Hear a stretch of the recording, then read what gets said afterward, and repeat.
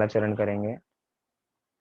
नमो अरिहंताणं, नमो सिद्धाणं, नमो आयरियाणं, नमो उवज्झायाणं, नमो लोये सव्यसाहूणम्।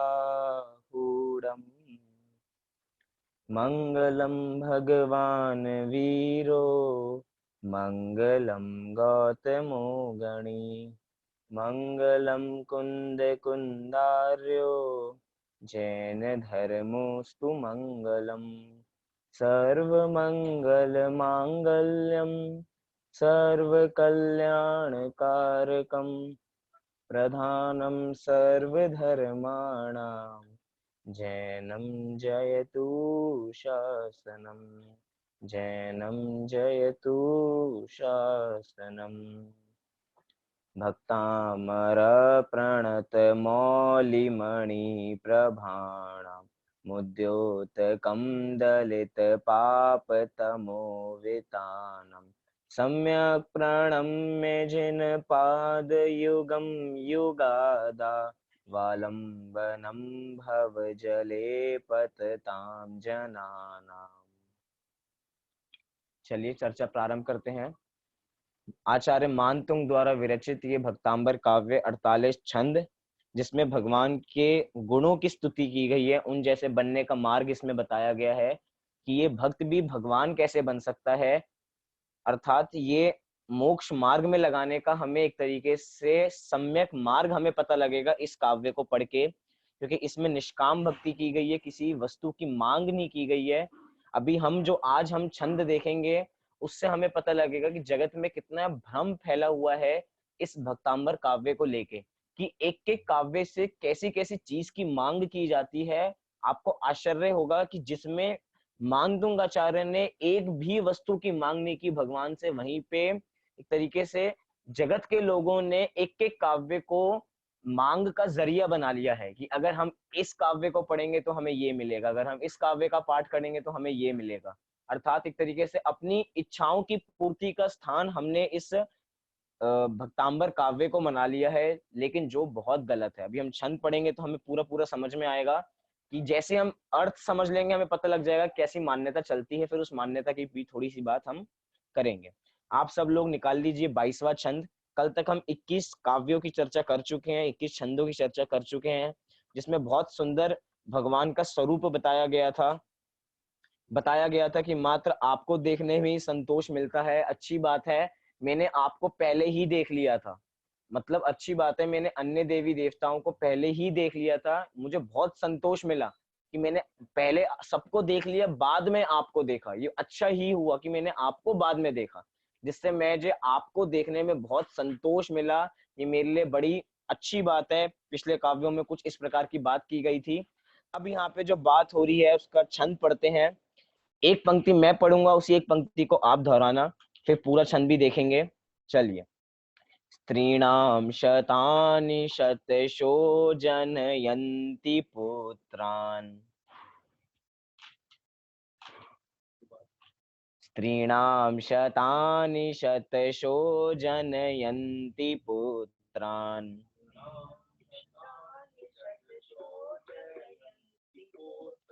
नान्या सुतं तदुपमं जननी प्रसूता,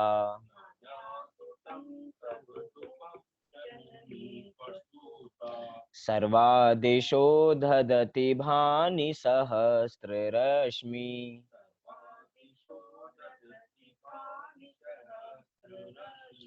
प्राच्येव दिग्जनयति स्फुरदंशुजालम्।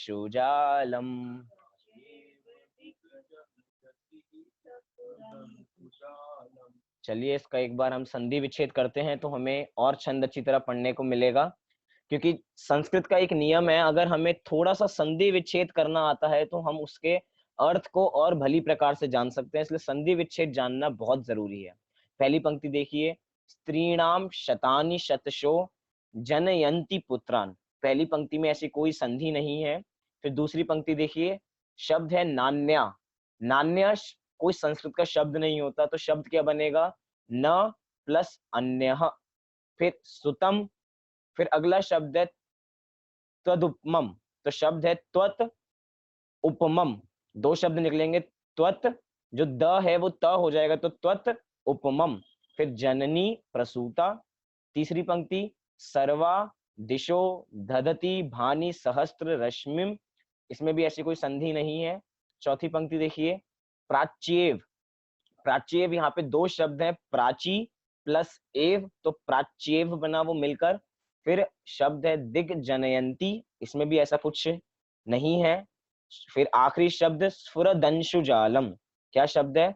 स्फुरत दंशुजालम। यहाँ पे दो शब्द हैं, स्फुरत, क्या शब्द है? स्फुरत, और अंशुजालम।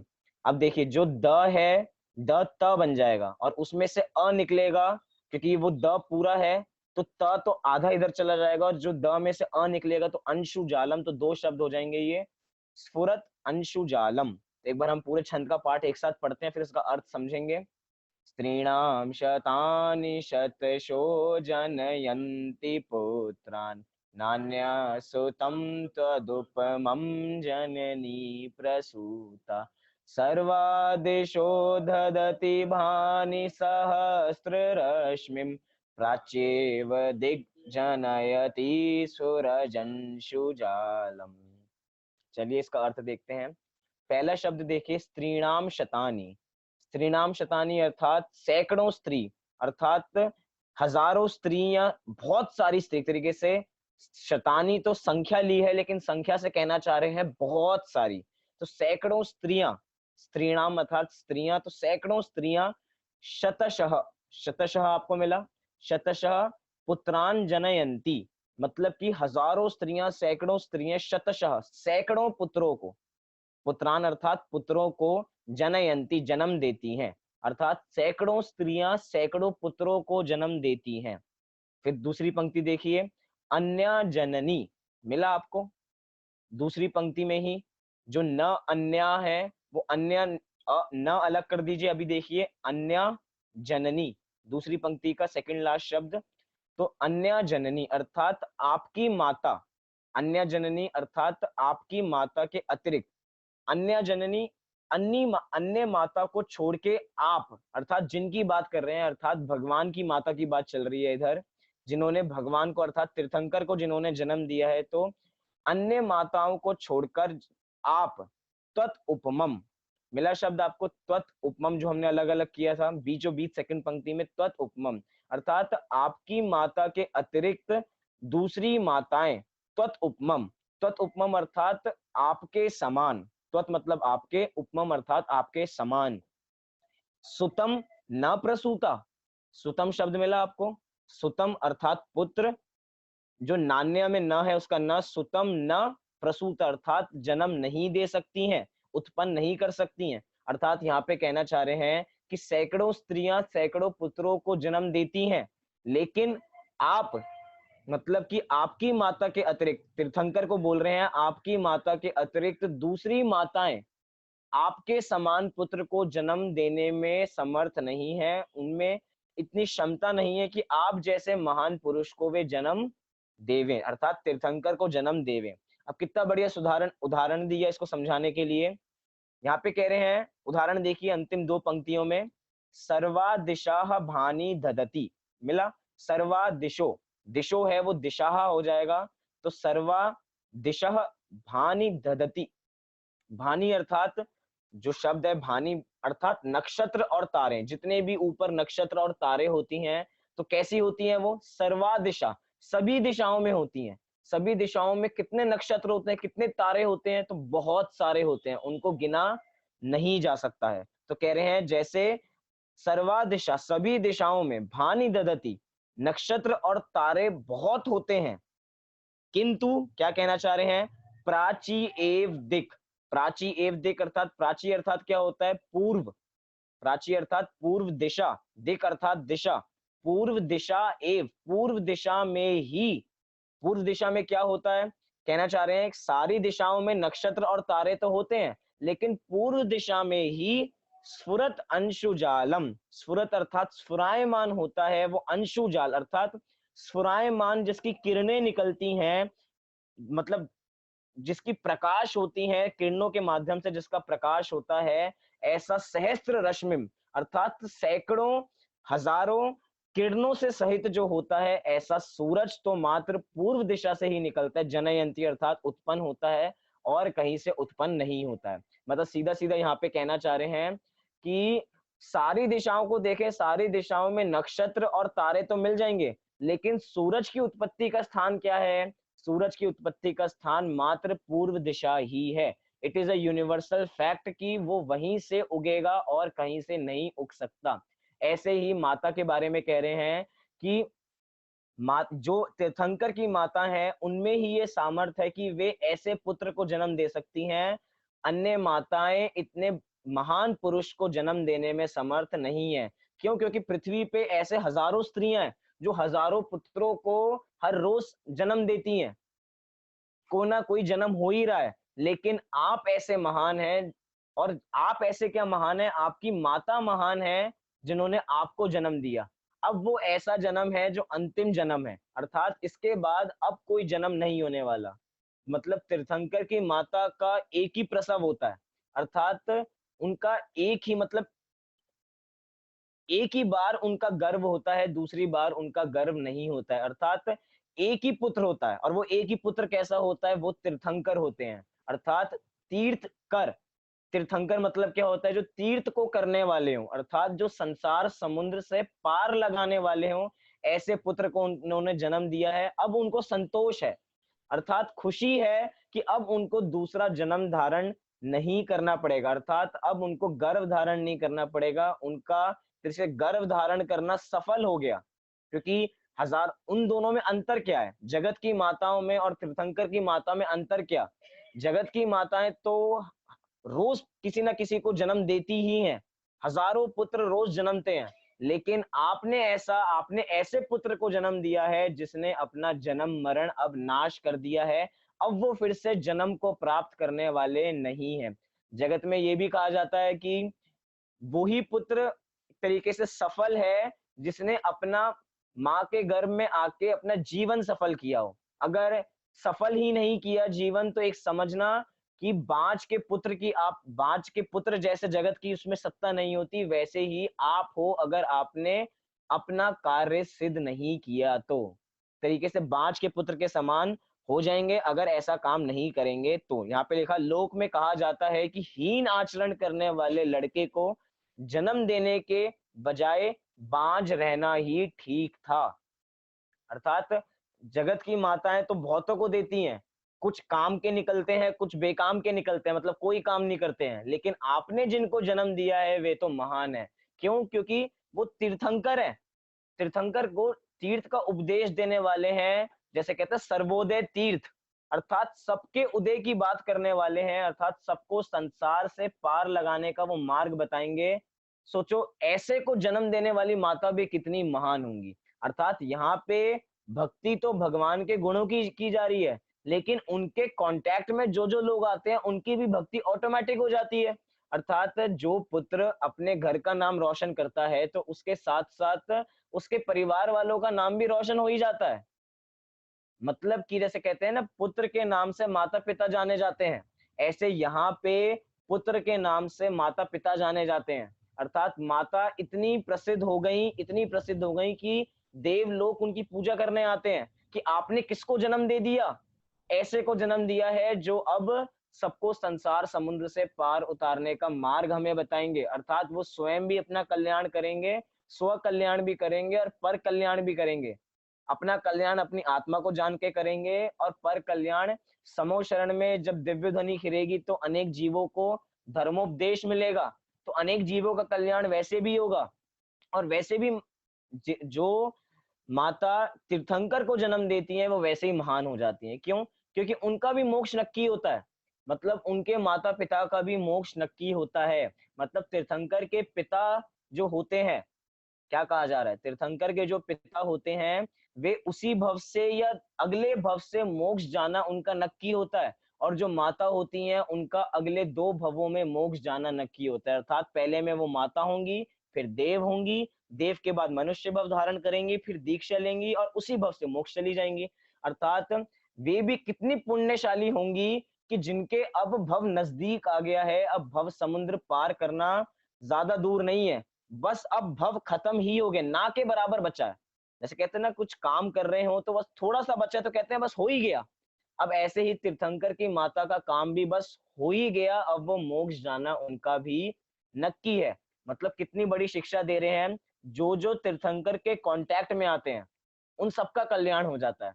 अब वो माता, उनको क्या पता था कि उनके साथ ऐसा होने वाला है, उनके साथ ऐसा हुआ।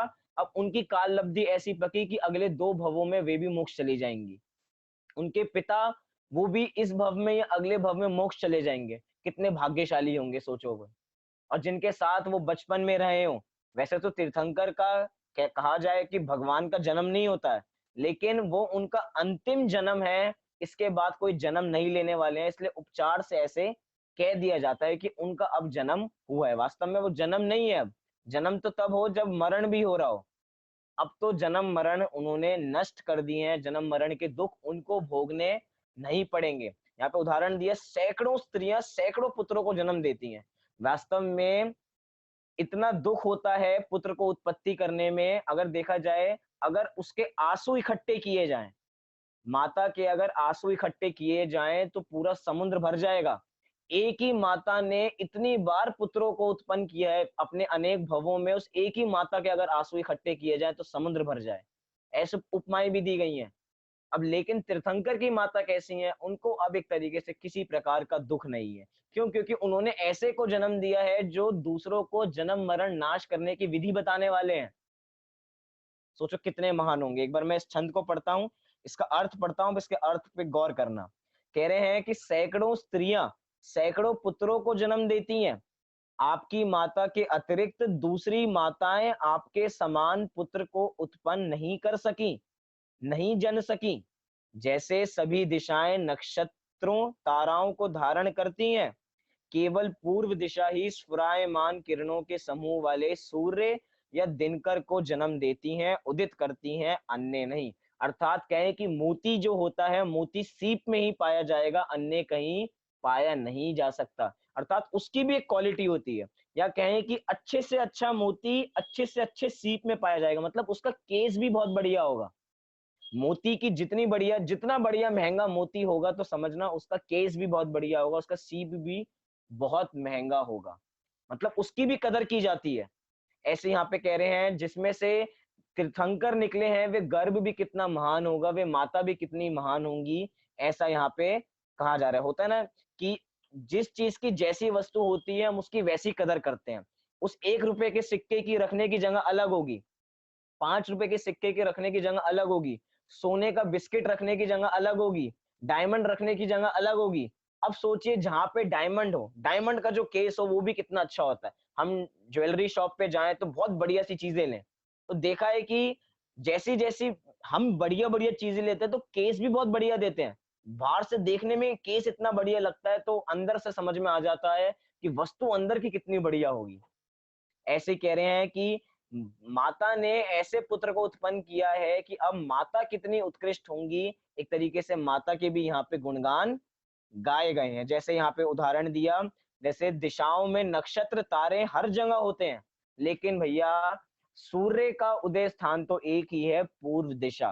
पूर्व दिशा के अलावा सूर्य कहीं और से उदय को प्राप्त नहीं होता। ऐसे ही जो पुत्र होता है, जो तीर्थंकर होते हैं, वे तो बस आपके ही उदर से उत्पन्न होते हैं। और कहें तो 24 तीर्थंकर होते हैं, तो 24 माताएं ही धन्य होती हैं जिनके ऐसे पुत्र होते हैं। और इनके एक ही पुत्र होते हैं, ये भी हमें ध्यान रखना चाहिए, इनके अन्य पुत्र नहीं होते हैं।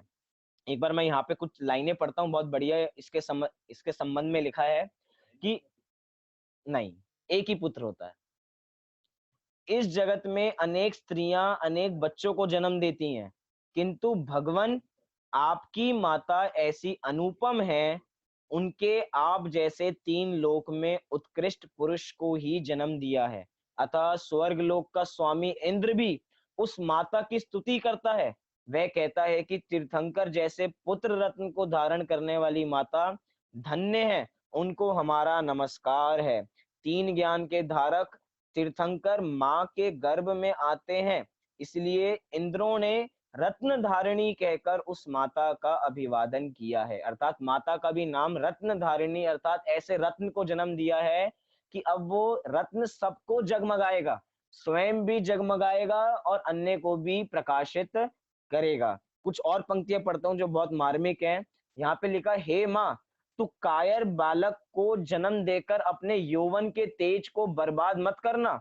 तू परमानंद स्वरूप आत्मा की भक्ति करने वाले बालक को जन्म देना। अर्थात प्रेरणा दी जा रही है। भावना कैसी होनी चाहिए? तीर्थंकर की माता बनी होंगी तो पूर्व में ऐसे पुण्य किए होंगे, ऐसी भावना भाई होगी कि भविष्य में मैं कोई ऐसे पुत्र को जन्म दूं जिससे तीर्थ कर, अर्थात तीर्थ को करने वाला जन्म होए, जिससे सबका कल्याण होवे, एक का कल्याण नहीं, सब जीवों का कल्याण होवे, ऐसी भावना भाई होगी तो परमानंद स्वरूप बालक की उत्पत्ति होती है। इसलिए तू कायर मत बनना, कायर बालक को जन्म मत देना। अब तक तूने पुण्य से प्रेम करने वाले बालक अनंत बार पैदा किए हैं। क्या कहा? अब तक तूने पुण्य से प्रेम करने वाले पालक तो बहुत बार किए हैं, जैसे कहा ना, सैकड़ों स्त्रियां ने सैकड़ों पुत्रों को उत्पन्न किया, तो पुण्य के योग से अनेक बार उत्पन्न कर लिया। आत्मा तो परिपूर्ण सच्चिदानंद स्वरूप है, उसका आश्रय लेने से ही हित है। इसलिए तू भी इसी का आदर करना और ऐसे ही पुत्र को पैदा करना। यहाँ पे कितनी बढ़िया बात यहाँ पे कही है कि अपनी आत्मा को जानना, और अगर अपनी आत्मा को जानेंगे तो क्या होगा? पुत्र भी वैसा ही होगा। मतलब माता को भी एक तरीके से प्रेरणा दी जा रही है, क्योंकि आत्मा तो परिपूर्ण सच्चिदानंद स्वरूप ही होता है। बहुत बढ़िया बात यहाँ पे कही गई। अब थोड़ी सी इस छंद के संबंध में बात करूं तो लोक मान्यता में इस छंद को ऐसा माना जाता है कि इस छंद को पढ़ने से पुत्र उत्पत्ति होती है। मतलब अगर इस जो भी जिसके पुत्र उत्पत्ति ना हो रही है, जैसे कि एक टॉनिक होता है ना, जैसे कि अगर आपको बुखार हो तो पैरासिटामोल ले लो, ठीक हो जाएगा। ऐसे ही पुत्र उत्पन्न ना हो रहा हो तो इस छंद को पढ़ो, आपके पुत्र उत्पत्ति हो जाएगी। भैया ऐसा नहीं होता। यहाँ पे तीर्थंकर की माता के गुणगान किए जा रहे हैं, कोई फॉर्मूला नहीं बताया जा रहा कि पुत्र उत्पत्ति करनी है तो इस मंत्र को पढ़ो पुत्र उत्पत्ति हो जाएगी। कोई आपको पदार्थ चाहिए हो तो इस मंत्र को पढ़ो तो ये हो जाएगा। अगर आपको कोरोना को भगाना है तो बहुत व्हाट्सएप पे ऐसे मैसेज आते हैं, व्हाट्सएप पे ऐसे मैसेज आते हैं, कोरोना को भगाने का मंत्र, ये ओम ह्रीम ह्रीम ऐसे पूरा लिखते हैं और उसके बाद कोरोना भाग्यम स्वाहा। अब बताइए ऐसे कोरोना भागेगा क्या? किसी मंत्र से कोई कोरोना भाग सकता है? इतनी मिथ्या मान्यता जगत के जीवों की चलती है। भक्तांबर के 48 काव्य हैं तो 48 अलग अलग मंत्र बना लिए कि अगर पहले छंद को पढ़ेंगे तो इस काम की सिद्धि होगी, दूसरे छंद को पढ़ेंगे तो इस काम की सिद्धि होगी। जैसे दूसरे छंद में था ना बुद्धि के बारे में, तीसरे छंद में बुद्धि के बारे में बात किया गया था। तो अगर किसी को बुद्धि बढ़ानी हो तो तीसरे छंद का पाठ करो कि बुद्ध्या विनापि विबुधार्जित पाद पीठ। अगर हमारी मानतुंगाचार्य उधर कह रहे हैं मेरी बुद्धि कमजोर है लेकिन मैं आपकी गुणगान कर रहा हूं, ऐसे ही कह रहे हैं अगर आपको अपनी बुद्धि बढ़ानी है तो तीसरे छंद का पाठ करो, आप इंटेलिजेंट हो जाओगे। ऐसा नहीं है। ऐसी मिथ्या मान्यता कैसे चल जाती है इसका भी थोड़ा संबंध, थोड़ा विचार बताता हूँ। ये ऐसी फैल कैसे जाती है? क्यों? क्योंकि निमित्त नैमित्तिक संबंध बहुत घनेरे होते हैं। हम कोई काम करते हैं और उस समय में वैसा ही होना निश्चित होता है। सोचिए जिस समय में पुत्र उत्पत्ति होना निश्चित हो, काल आ गया हो पुत्र उत्पत्ति का, और उस समय ही माता अगर इस छंद का पाठ कर रही हो तो लोगों को भ्रम हो जाता है। देखो भक्तांबर का काव्य उन्होंने कहा था पढ़ने के लिए, इन्होंने पढ़ा और पुत्र की उत्पत्ति हो गई। तो इसलिए अब नियम बना दिया कि अगर पुत्र उत्पत्ति चाहिए तो 22वें नंबर के काव्य को पढ़ो तो ऐसे पुत्र की उत्पत्ति हो जाती है। अब बताइए ये निमित्त नैमित्तिक संबंध है। ऐसे अनेक लोग हैं जिन्होंने इस छंद को पढ़ा, उनकी पुत्र की उत्पत्ति नहीं हुई। अब बताइए उनके साथ बताइए कि उन्होंने क्या किया? उन्होंने भी इस छंद को पढ़ा लेकिन पुत्र की उत्पत्ति तो नहीं हुई। अर्थात ये मात्र निमित्त नैमित्तिक संबंध है। लोगों ने अपनी भ्रांतियां, जैसे कहते हैं ना भक्तांबर इतना प्रसिद्ध कैसे हो गया, भक्तांबर इतना महान कैसे हो गया, आज पूरे जगत में भक्तांबर काव्य की चर्चाएं क्यों होती हैं? एक कारण ये भी है। भगवान के गुणों के साथ तो भक्ति की जाती है, एक कारण ये है कि लोगों ने इससे अपनी इच्छाएं पूरी करने का स्थान इस भक्तांबर काव्य को बना लिया है। अर्थात एक तरीके से कल बहुत बढ़िया पंक्ति कही थी कि मंदिर के बाहर तो छोटे छोटे भिखारी बैठते हैं, लेकिन अंदर बड़े बड़े भिखारी बैठते हैं। मतलब कि कहने की बात है, चुभ सकती है लेकिन चुभनी चाहिए। क्यों? हम बाहर वाले को तो भिखारी कह देते हैं कि वो कुछ मांग रहे हैं, और अंदर हम भगवान के मतलब भगवान के मंदिर में जाके, दरबार में जाके वही काम हम करते हैं। हम बाहर नहीं बैठे हैं तो हम अंदर बैठे हैं, हम अपनी अच्छी आयु मांग रहे हैं, हम अच्छा पुत्र मांग रहे हैं, हम अच्छा आरोग्य मांग रहे हैं, हम अच्छी सुख संपत्ति मांग रहे हैं। ये क्या है? ये भी तो मांगना ही है। मांगते कौन है? कहने में अच्छा नहीं लगता, लेकिन वास्तव में हमारा स्वरूप ऐसा हो गया है।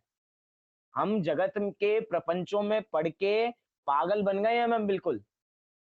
मंत्र विद्या या मंत्रों में पढ़ के कि इस मंत्र को पढ़ के ये काम हो जाएगा, इसको पढ़ के ये हो जाएगा, ये हमारी मिथ्या कल्पना है। ऐसा कुछ नहीं होने वाला। आप तो मात्र भगवान का गुणानुवाद करो, अगर आपका पुण्य होगा तो काम होगा। कहते हैं ना कि भाग्य से ज्यादा और समय से पहले किसी को कुछ नहीं मिलता। अगर आपका पुण्य नहीं होगा तो आप कितने ही मंत्र पढ़ लें, आपको कुछ चीजें मिलने वाली नहीं है, और समय नहीं होगा तो भी नहीं मिलेगा। अर्थात दोनों होंगे, या कहा जाए जैन शास्त्रों के रूप में कहा जाए, जब पंच समवाय मिलेंगे तो ही कार्य की उत्पत्ति होगी, अन्यथा कार्य की उत्पत्ति नहीं होने वाली।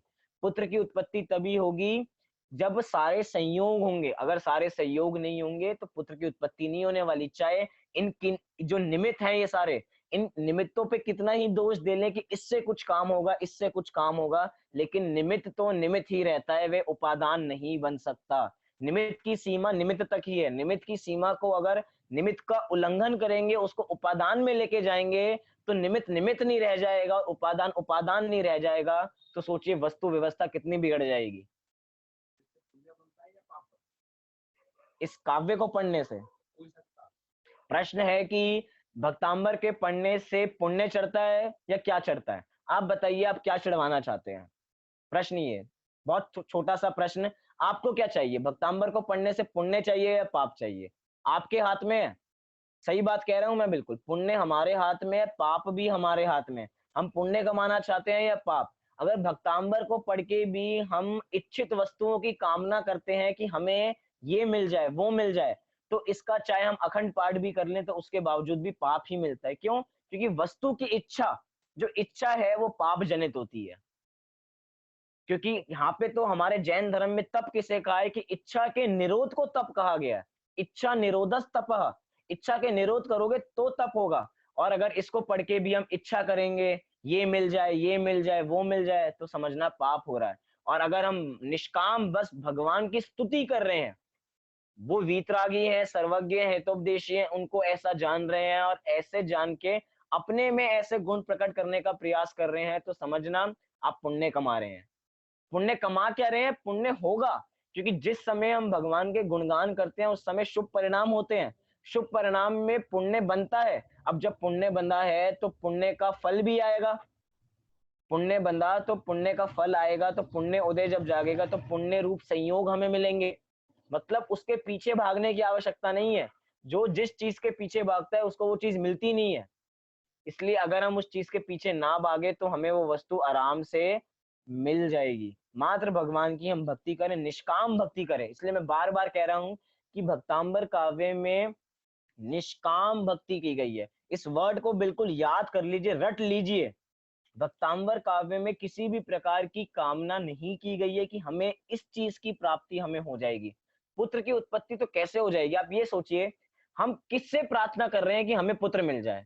जिन्होंने खुद संसार छोड़ दिया है, जिन्होंने सब परिग्रह छोड़ दिया है, जिन्होंने अपनी अगर पत्नी हो भी उन्होंने अपनी पत्नी को त्याग दिया है, घर बार त्याग दिया है, जो खुद जंगल में चले गए हैं, जंगल में जाके ध्यान कर रहे हैं, अपनी आत्मा का ध्यान कर रहे हैं, तन पे एक धागा नहीं है, उनसे हम क्या मांग रहे हैं? हम आपकी स्तुति कर रहे हैं, आप हमें पुत्र दे दीजिए।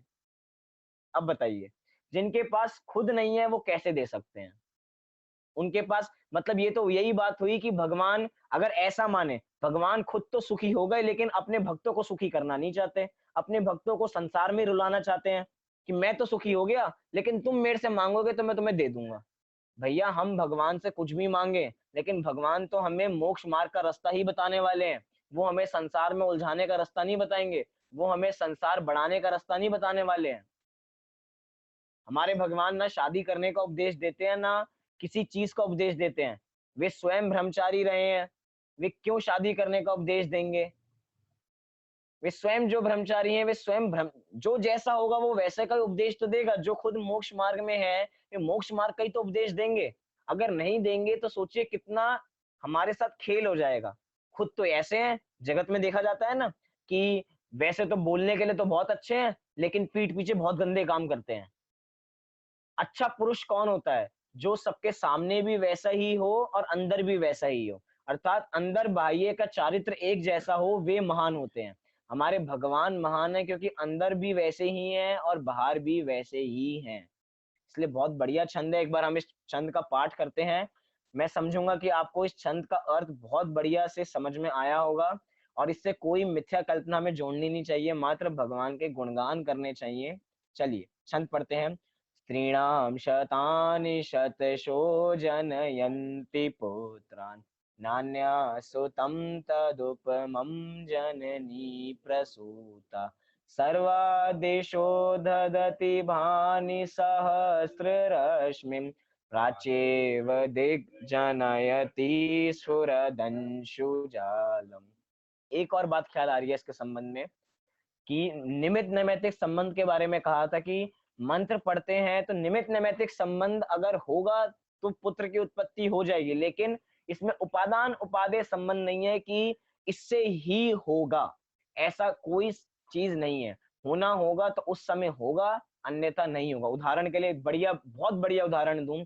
हम सब बीमार होते हैं, बीमार होते हैं तो किसके पास जाते हैं? सीधे डॉक्टर के पास जाते हैं। डॉक्टर के पास गए, डॉक्टर से दवाई लेके आए, तो क्या उस दवाई से गारंटीड है कि हम ठीक हो जाएंगे?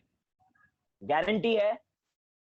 बहुत बढ़िया डॉक्टर के पास गए, पूरी दिल्ली के A1 नंबर के पास डॉक्टर के पास गए और कहा मेरा इलाज कर दीजिए। बहुत बढ़िया दवाई दी, महंगी से महंगी दवाई दी। अब बताइए क्या डॉक्टर के पास गारंटी है? क्या कोई गारंटी है कि वो आपको ठीक कर देगा इस दवाई से? उनके पास भी कोई गारंटी नहीं है। अगर निमित्त नैमित्तिक संबंध होगा तो वो दवाई असर करेगी तो ठीक हो जाएगा। ऐसा बहुत बार होता है, दवाई खा लेते हैं असर नहीं करती है। अब बताइए, A1 डॉक्टर के पास तो गए थे आप, बहुत बढ़िया दवाई तो लेके आए थे, महंगी से महंगी दवाई लेके आए थे, अब बताइए अब असर क्यों नहीं की? भैया असर नहीं करनी होगी तो नहीं करेगी और असर करनी होगी तो करेगी। जो आजकल डॉक्टर बहुत चल जाते हैं ना कि ये इनकी दवाई तो बहुत लगती है, इनकी दवाई बहुत लगती है, तो समझना निमित्त नैमित्तिक संबंध बहुत घनेरे हैं। बहुत लोग ऐसे होंगे जिनको लगती नहीं होगी और बहुत लोग ऐसे हैं जिनको लग जाती है उनकी दवाई, इसलिए उनका नाम चल जाता है। अर्थात मात्र निमित्त नैमित्तिक संबंध है और इससे ज्यादा कुछ भी नहीं है। चलिए अगला छंद देखते हैं, 23 नंबर का छंद। पहले एक पंक्ति मैं पढ़ूंगा, उसी एक पंक्ति को आप दोहराना। त्वामामनन्ति मुनया परमं पुमांस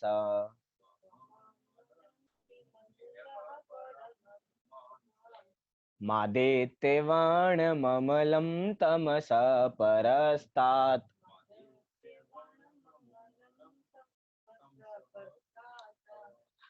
मादेत्यवर्णममलं तमसः परस्तात्।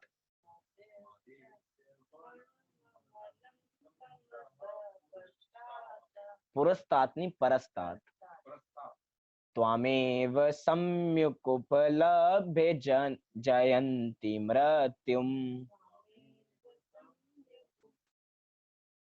सम्युक्पलभ्य जयन्ति मृत्युम्।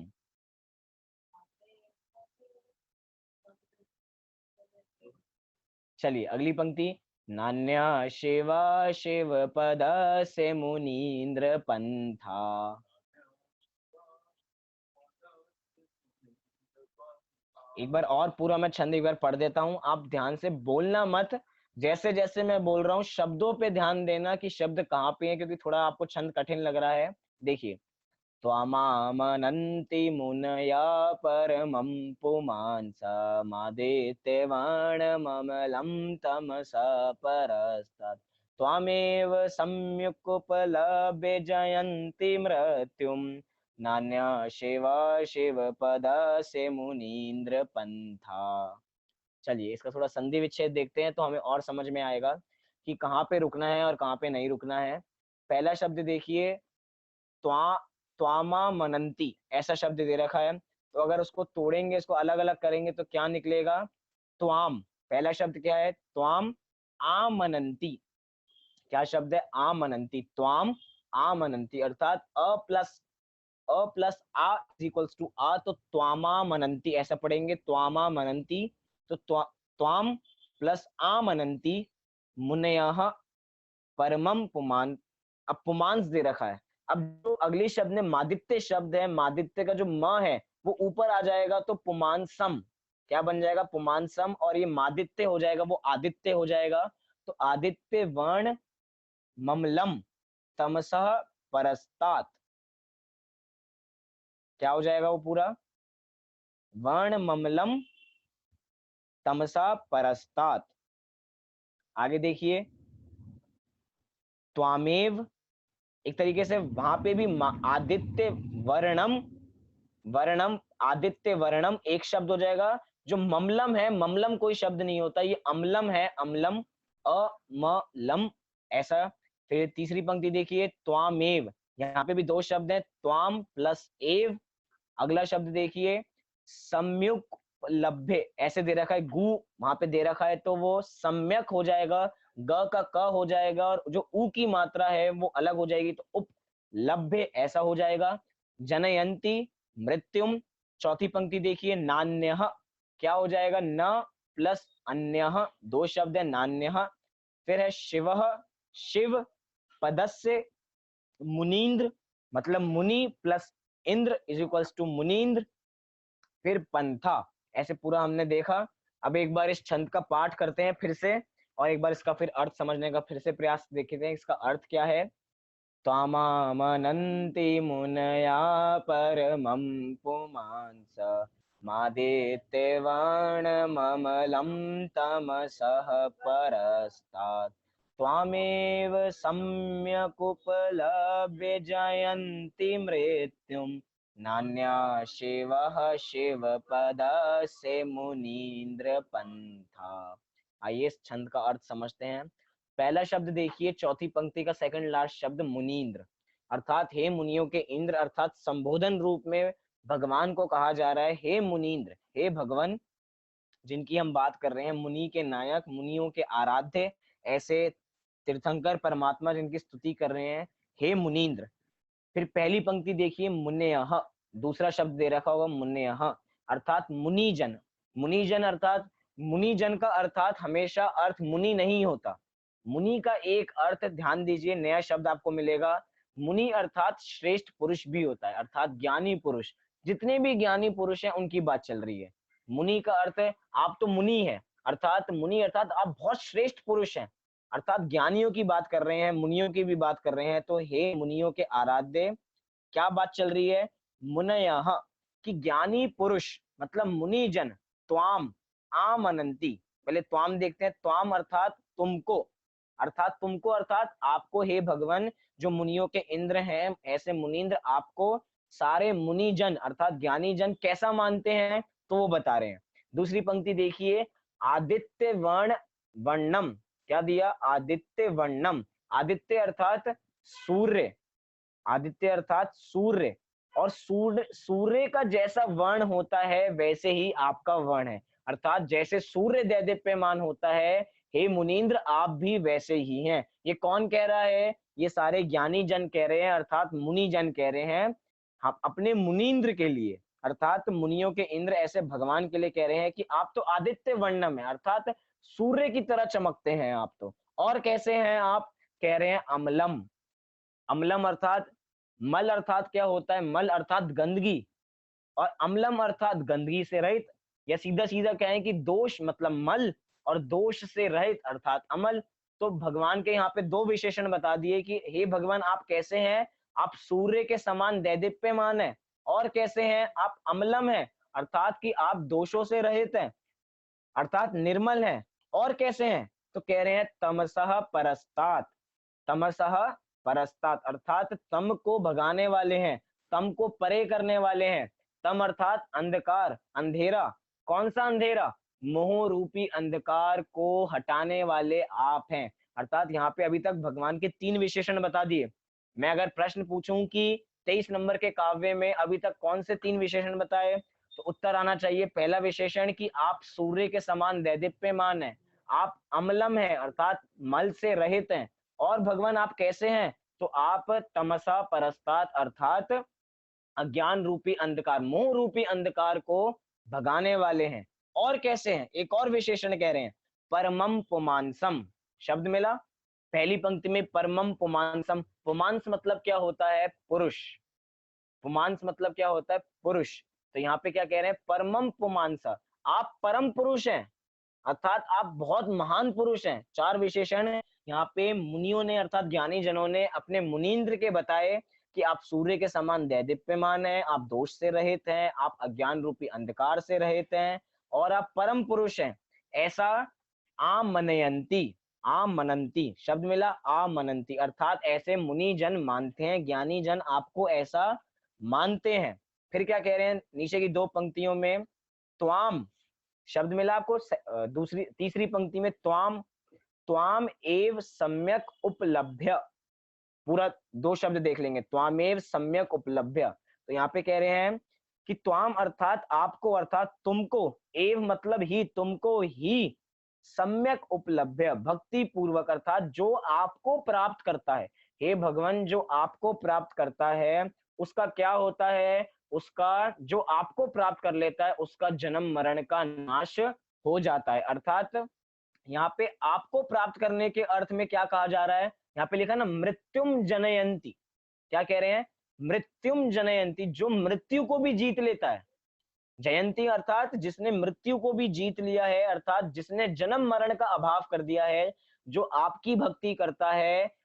आप कैसे हैं वो ऊपर विशेषण बता के आए, मतलब ऐसे ऐसे ऐसे ऐसे ऐसे आप जो ऐसे की भक्ति करता है उसके जन्म मरण का अभाव हो जाता है, अर्थात वो जन्म मरण उनके द्वारा जीत लिया जाता है जो आपकी भक्ति करता है। और कह रहे हैं आखिर वो जन्म मरण का नाश क्यों ना करें, करेंगे, अवश्य करेंगे। क्यों, कारण क्या है उसका, तो चौथी पंक्ति देखिए, शिव पदस्य, शिव पदस्य अर्थात शिव पद अर्थात मोक्ष मार्ग, मोक्ष पद जो है, अन्य शिवा पंथा ना, कि ये जो मोक्ष मार्ग है अन्य कोई मोक्ष मार्ग नहीं है, यही मोक्ष मार्ग है। अर्थात जो आपके शरण में आ जाता है उसको जन्म मरण के नाश करने की विधि मिल जाती है।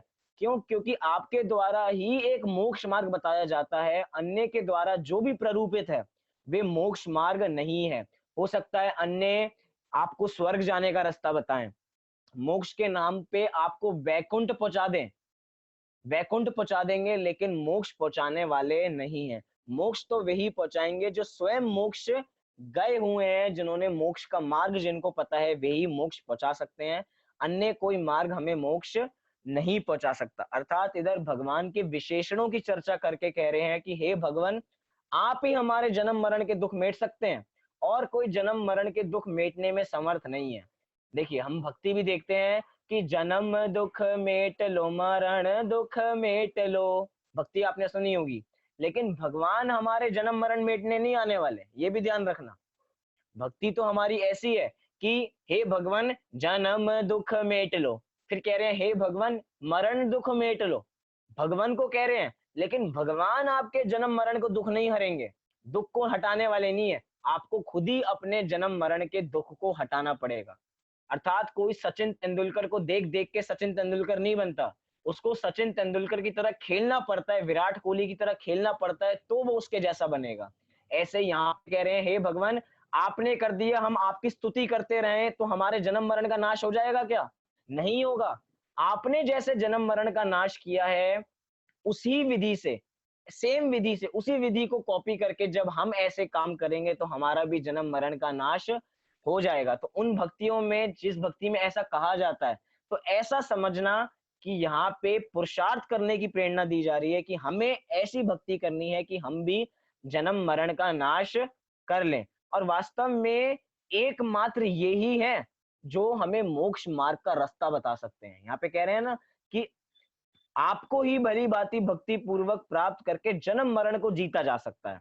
मतलब अन्य को नहीं हो सकता कि हम अन्य देवी देवता की भक्ति करें और हमें मोक्ष मिल जाए या हमें हमारा जन्म मरण का दुख मिल जाए, तो नहीं मिल सकता। क्यों? क्योंकि अन्य देवी देवताओं ने मोक्ष देखा ही नहीं है आज तक, वो मोक्ष गए नहीं है। जो आज तक मोक्ष गए नहीं है वे उसके बारे में कैसे बताएंगे? जो आज तक प्लेन में नहीं बैठे और हम उनसे प्लेन का एक्सपीरियंस पूछें, भैया प्लेन में कैसे बैठते हैं? क्या प्लेन में खिड़की होती है? क्या हम प्लेन की खिड़की को खोल सकते हैं? क्या उससे बाहर जा सकते हैं? अगर उल्टी आएगी तो कैसे की जाएगी? जो प्लेन में बैठा ही नहीं होगा वो कैसे बताएगा? ऐसे ही जो मोक्ष मार्ग में नहीं चढ़े हैं, मोक्ष मार्ग में आरूढ़ नहीं हुए हैं, वो कैसे बताएंगे कि मोक्ष मार्ग कैसा होता है? वो जन्म मरण के दुख मिटने का रास्ता कैसे बताएंगे? इसलिए कह रहे हैं कि हे भगवान आप ही हैं। आप कैसे हैं? आप सूर्य के समान दैदीप्यमान हैं। आप सभी दोषों से रहित हैं। दोषों से रहित कैसे हैं? जो हमारे अरहंत भगवान हैं, अरहंत भगवान सभी दोषों से रहित हैं। कैसे? शरीर के दोषों से तो रहित हैं ही। क्यों? क्योंकि उनका शरीर जो औदारिक शरीर था अब वो परम औदारिक हो गया है। अर्थात जो भी शरीर में धातु हैं वो सारे शुद्ध हैं, उसमें कोई अशुद्धि नहीं है।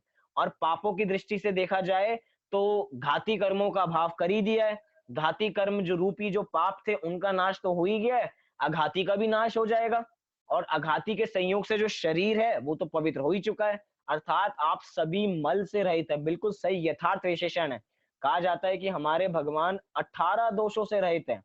18 दोषों में जन्म मरण भी है, स्वाद, स्वेद अर्थात पसीना, ये जितने भी अन्य दोष होते हैं, भूख प्यास, इन सभी दोषों से रहित हैं, 18 दोषों से रहित हैं। इसलिए ये विशेषण भी बिल्कुल ठीक है, सटीक है हमारे भगवान के लिए। और क्या कह रहे हैं? तमसा परस्तात्, अज्ञान रूपी अंधकार से, मोह रूपी अंधकार से भगाने में आप ही समर्थ हैं। अर्थात अंधकार को भगाने के लिए सूर्य की आवश्यकता होती है।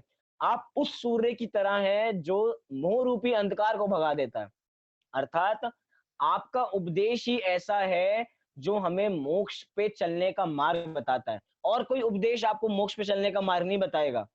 अर्थात साइंटिस्ट आपको मोक्ष में चलने का उपदेश नहीं बताएंगे, अन्य देवी देवता आपको मोक्ष में जाने का रास्ता नहीं बताएंगे। वे तो आपको भक्त बनाने का सच्चा रास्ता बता देंगे, सच्चे भक्त कैसे बनो। लेकिन यहाँ पे कह रहे हैं अगर आपको मोह रूपी अंधकार का नाश करना है और मेरे जैसा बनना है, कि भविष्य में भी मेरी जैसी पदवी अगर आपको प्राप्त करनी है, आपको भी भगवान बनना है, तो अगर हम इनकी पूजन करेंगे, अर्थात इनके गुणगान करके अपने को पहचानेंगे। मैं बार-बार हर छंद में ये इस बात को ज़रूर फ़ोकस करता हूँ, आपने ध्यान दिया हो या नहीं दिया हो, मैं ज़रूर बार-बार बोलता हूँ कि मात्र उनकी पूजने से काम नहीं होने वाला। बार-बार कह तो गुणगान करो, उनके गुणगान करो, सब काम हो जाएगा। लेकिन उनके गुणगान करके गुणगान करना, अर्थात आत्मा को जानना कि वे भी ऐसी है, जो भगवान बने हैं, वे भी साधारण ही थे पहले, हम जैसे ही थे। उन्होंने अपनी भगवान आत्मा को जाना तो वो भगवान बन गए। अब बताओ हमें क्या करना चाहिए? वो भगवान कैसे बने थे? उन्होंने अपनी आत्मा को जाना तो बने। उन्होंने हमेशा देव की पूजा नहीं करते रहे। वे हफ्ते में बैठे नहीं रहे। उन्होंने वे मंदिर में भी बैठे, भगवान की पूजा भी की, साथ-साथ इस निज भगवान की भी पूजा की। निज चैत्यालय में जो भगवान विराजमान है उनकी भी पूजा की। अब बताइए उन्होंने ऐसा किया और अगर हमें भगवान बनना है तो हमें क्या करना पड़ेगा? हम क्या मात्र उनकी पूजन करते रहें? नहीं, हम तो सच्चे कॉपी कैट हैं। जैसे उन्होंने कॉपी किया है वैसे हम करेंगे। उन्होंने अपनी भगवान आत्मा को जाना है तो हम भी अपनी भगवान आत्मा को जानेंगे। जैसे वे महान बने हैं ऐसे ही हम महान बनेंगे अपनी भगवान आत्मा को जान के, तो हमारे जन्म मरण के सारे दुख मिट जाएंगे, सारे जन्म मरण को हम जीत लेंगे। वो हमारा अंतिम जन्म होगा और अंतिम मरण होगा, उसके बाद हम जन्म लेने वाले नहीं है। क्यों? क्योंकि अगर जन्म के दुख देखने हैं तो छैड़ालाकार को देख सकते हैं। दौलत राम जी ने जन्म के दुख बताए हैं कि जन्म के समय बालक को भी कितना दुख होता है, कितना सिकुड़ा हुआ बैठा रहता है, ऐसा छोटा सा बन के बैठा रहता है। और कब कब तक 9 महीने तक ऐसा ही रहता है, कितने दुख बताए उसमें भी। छेडालाकार को हम छेडाला याद करें दौलत राम जी की पहली डाल में, संसार का दुख बताया वहां पे। तो इतने दुख हमारे सारे खत्म हो जाएंगे जब हम भगवान को जान के अपने को जानेंगे। तो एक तरीके से हमने 23 छंदों की चर्चा की और 23 छंदों में हमने देखा कि मात्र यहाँ पे भगवान के गुणों की स्तुति की गई है, किसी भी वस्तु की मांग नहीं की गई है। एक तरीके से अपनी स्वरूप की चर्चा की गई है, तो हम अपने स्वरूप को जाने और अपना कल्याण करें। एक बार इस छंद का पाठ करते हैं जिससे आपको याद हो जाए। आपने भी देखा होगा हम एक ही कक्षा में एक ही छंद 4-5 बार पढ़ लेते हैं, जिससे आपको वहीं पे याद हो जाए। आधे शब्द आपको वहीं पे याद हो जाएँगे और आधा काम आपको क्लास के बाद करना पड़ेगा बुद्धि पूर्वक इसको याद करने का। एक बार और पढ़ लेते हैं। त्वामामनन्ति मुनया परमं पुमांस मादित्यवाणममलं तमसा परस्तात् त्वामेव सम्यकुपलभ्य जयन्ति मृत्युं नान्या शिवः शिवपदस्य मुनीन्द्र पंथा। तो एक तरीके से हम 50% कोर्स हम कंप्लीट कर चुके हैं। बस कल हमारा 50% कोर्स कंप्लीट हो जाएगा। 48 छंद हैं, हम 23 छंदों को समझ चुके हैं। कल 24 भी कर लेंगे तो 50% कोर्स, तो 50% तो हम क्लियर हो जाएंगे। बस भक्ति हमारी अब 50% बचेगी। तो जैसे ही हम 48 छंदों को देख लेंगे तो हमें भी भगवान बनने का मार्ग पूरा पता लग जाएगा कि भगवान कैसे बना जाता है। भक्त नहीं भगवान बनेंगे, इस नारे को लेके जो हम चलते हैं तो उसका मार्ग भी पता लग जाएगा। तो उस मार्ग को हम इन 23 छंदों के अर्थ समझ के प्रशस्त करें, इसी मंगल भावना से अभी की बात को पूरी करता हूँ। सभी लोग अपने स्थान से 9 बार नमोकार मंत्र का प्राप्त पढ़ेंगे। और सभी लोगों ने रजिस्ट्रेशन तो करा ही दिया होगा, जिन्होंने नहीं कराया वे भी शिविर का रजिस्ट्रेशन कराएं। दिन बहुत कम बचे हैं, व्यवस्थाएं बहुत सारी हैं। ऑनलाइन शिविर है, चाहे कुछ करना नहीं है, जाना नहीं है, उसके बावजूद भी बहुत चीजें हैं इसमें करने के लिए भी। इसलिए सब लोग अपने रिश्तेदारों को भी, अपने इष्ट मित्रों को भी इस कार्य में लगाएं, शिविर में लगाएं। सभी अपने स्थान पे अभी 9 बार नमोकार मंत्र का पाठ करेंगे।